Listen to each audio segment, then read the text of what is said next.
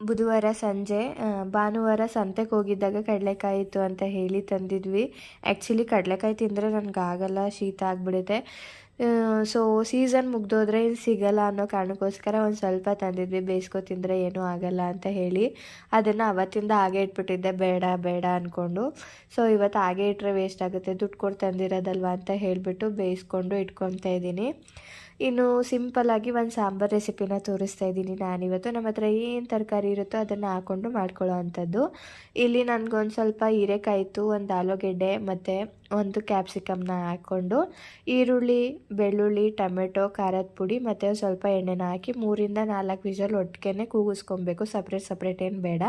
ಮತ್ತು ಇಲ್ಲಿ ಅದೆಲ್ಲ ಕೂಗಾದ್ಮೇಲೆ ಒಂದು ಪಾತ್ರೆಗೆ ಸ್ವಲ್ಪ ಎಣ್ಣೆ, ಜೀರಿಗೆ, ಸಾಸಿವೆ ಮತ್ತು ಒಣಮೆಣ್ಸಿನ್ಕಾಯಿ, ಕರಿಬೇವನ್ನ ಹಾಕ್ಕೊಂಡು ಇನ್ನೊಂದು ಸ್ವಲ್ಪ ಖಾರದ ಪುಡಿ ಬೇಕಾದರೆ ಹಾಕ್ಕೊಂಡು ರುಚಿಗೆ ಸ್ವಲ್ಪ ಉಪ್ಪು ಹಾಕ್ಕೊಂಡು ಒಂದು 2-3 ನಿಮಿಷ ಕುದಿಸ್ಕೊಂಡ್ರೆ ಸಾಂಬಾರು ರೆಡಿ.